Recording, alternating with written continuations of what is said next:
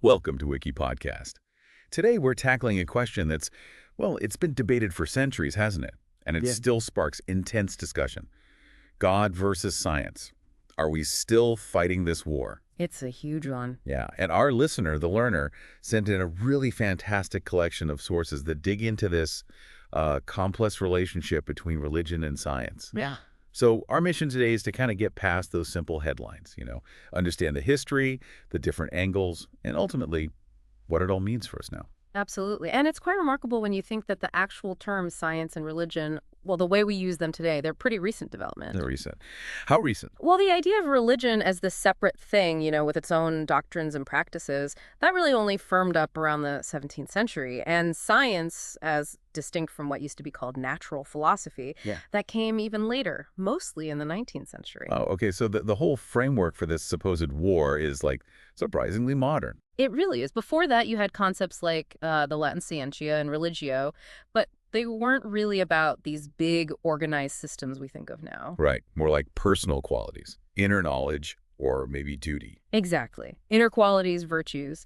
And it's fascinating. You look at many ancient texts, and there just isn't a direct word for our modern concept of religion. Like Hebrew law or Sanskrit dharma. Those were broader, right? Yeah. More about society, how to live. Precisely. They covered a whole way of life, duties, ethics, not just a separate belief system. The concept of religion as we frame it was even, believe it or not, foreign to Japan until the 19th century. No kidding. So they only started using the term when interacting with the West. Pretty much. Discussions about freedom of religion kind of force the issue. So a key takeaway here is that the battle lines we often imagine, they're drawn using these relatively modern definitions. It's like we're looking back through 21st century glasses at something that was understood totally differently. That's a great way to put it.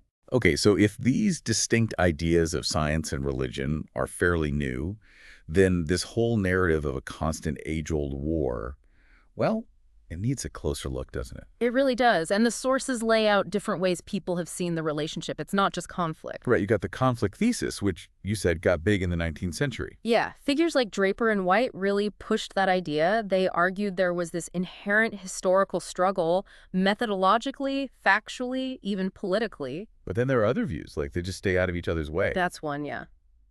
The independence view, sometimes called noma, non-overlapping magisteria, the idea that they deal with different kinds of questions entirely.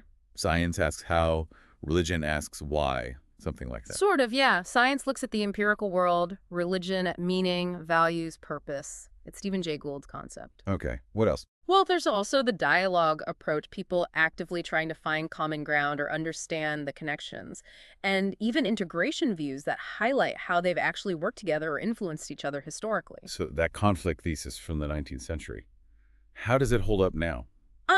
Not very well, according to most contemporary historians of science. They generally see it as a huge oversimplification. An oversimplification. Yeah. Based on just a few examples. Pretty much.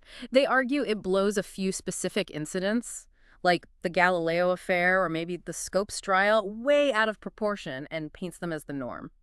Okay, so Galileo and the Scopes monkey trial, they're seen more as exceptions, or at least more complex situations, not just simple science versus religion battles. Exactly. And it's crucial to remember, even in those disputes, you had religious people on both sides of the argument. It wasn't a monolithic religious block against science. That's a really important point. So instead of this constant war, there's this long history of thinkers finding harmony. Definitely. Thinkers from Augustine and Aquinas way back, right up to modern scientists like Francis Collins or Kenneth Miller, they've all argued for compatibility, sometimes even interdependence. We mentioned noma, the separate domains idea, but some people see parallels too in how they work. Yeah, some philosophers and thinkers like Michael Polanyi or even Thomas Kuhn with his idea of paradigms saw similarities, maybe in the commitment to finding truth or the way communities operate around shared assumptions. Paradigms, those are like the basic frameworks or beliefs within a field, right? Right, the underlying assumptions that shape how you even ask questions.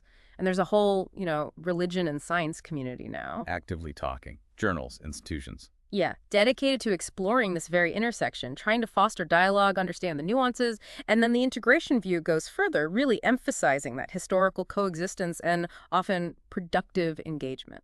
It's definitely not a simple story. Let's look at some specific religions. Christianity, for example. Well, Christianity's had a real spectrum of views, definitely. You had early figures like Tertullian, who's quite skeptical of pagan philosophy, but others like Origen, who engaged with it more openly. And the Catholic Church, often portrayed as anti-science. But you mentioned Aquinas. Right. The church has actually historically supported a lot of scientific study. Think about astronomy and calendar reform, for instance. Aquinas really solidified the idea of harmony between faith and reason. And today there's theistic evolution, trying to bridge Yeah. Darwin and Genesis. Exactly. It's one major way many Christians reconcile modern biology with their faith. It shows an ongoing engagement, not just rejection. What about other major faiths? Hinduism. Hinduism's fascinating here. Its ancient scriptures often weave together what we'd now call scientific and spiritual knowledge. Logic and argument were valued paths to understanding. And evolution. Many Hindus find concepts kind of foreshadowing evolution in their own texts, like the Dashavatara, the 10 avatars of Vishnu, and actually acceptance of evolution among educated Hindus in India is pretty high. Interesting. And Islam. The Quran itself encourages reflecting on nature, on the patterns in the universe. And historically, I mean, the Islamic Golden Age saw huge scientific advancements. Often driven by religious needs, wasn't it? Like calculating prayer times or the direction of Mecca. Precisely. Practical religious needs spurred a lot of mathematical and astronomical work, and today most Muslim scientists don't see a fundamental conflict between their work and Islamic thought. Even Jainism.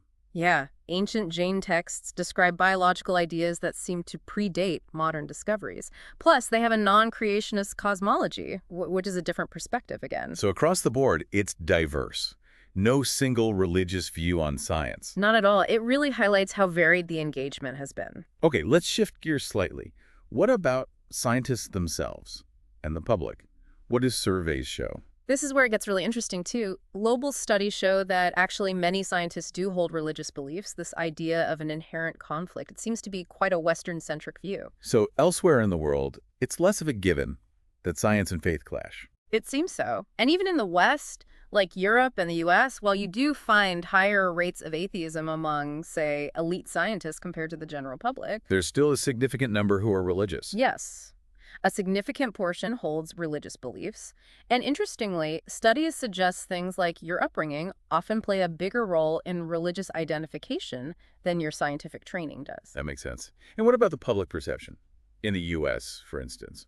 Well, it's striking. Most scientists and most people in the general public don't see a conflict between science and their own personal religious beliefs. Oh, okay. So the conflict they perceive is more about what other people believe or how institutions behave. Often, yes. It's about perceived conflict with other people's interpretations or maybe public controversies, rather than their own internal experience. Even people with no religion, Mm-hmm. they still see limits to science, maybe hold some supernatural beliefs. Yeah, surveys show that even among the non-religious, many hold beliefs that aren't strictly materialist, and they often agree that science can't explain everything, like morality or purpose. And despite all the headlines, support for science is generally high across religious groups, Yeah. even creationists. Generally, yes. Support for scientific research remains quite high. The main flashpoint in the U.S. public sphere really centers on biological evolution and how it's taught, but it's not usually a wholesale rejection of science itself. So looking at the modern landscape, Hmm. where does that leave us? The conversation has moved on. It seems like it. It's definitely moved beyond a simple either. There are ongoing efforts, dialogues, organizations trying to foster understanding. Reconciliation efforts. You could call it that, or just finding ways to navigate the complexity. While you definitely still have prominent scientists arguing for incompatibility. Yeah. You know, the new atheist perspective. Richard Dawkins, people like that. Right.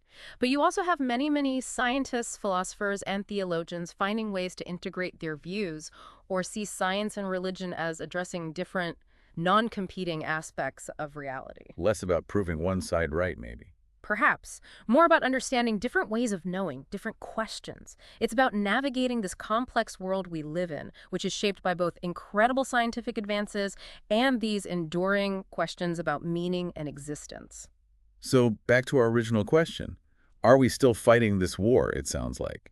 Maybe the war itself was always a bit of a mischaracterization. That's a strong possibility. The evidence suggests a relationship that's far more intricate constantly evolving than just a simple battle. There have been clashes, sure. Disagreements exist, especially around specific findings like evolution in some communities. Absolutely, those are real disagreements. But the overarching narrative seems much more one of complex interaction. You find harmony, you find independence, you find dialogue, all happening simultaneously. And that point about the definitions changing is key, isn't it? How we understand science and religion has shifted, and that shapes how we see their relationship. Definitely. It colors the whole historical interpretation. Ultimately, whether you perceive conflict or compatibility, it often comes down to your own perspective, your interpretations, what specific domains you're focusing on. So what really stands out to you, the learner, after digging into all this? Has it maybe challenged how you thought about God and science? Yeah, what new questions does it raise for you? For me, it really highlights how careful we need to be with these big, sweeping historical narratives. The warfare story is simple, but the reality seems so much richer and, frankly, more interesting. Mm-hmm. It makes you think about how our own modern ways of carving up the world, into science here and religion there, might actually obscure how things worked and how people thought in the past. Absolutely. Thanks for listening. Write us in the comments your opinion on the episode and what other topics you would like us to talk about. Subscribe to the channel to help us reach more listeners. Thank you and have an amazing day.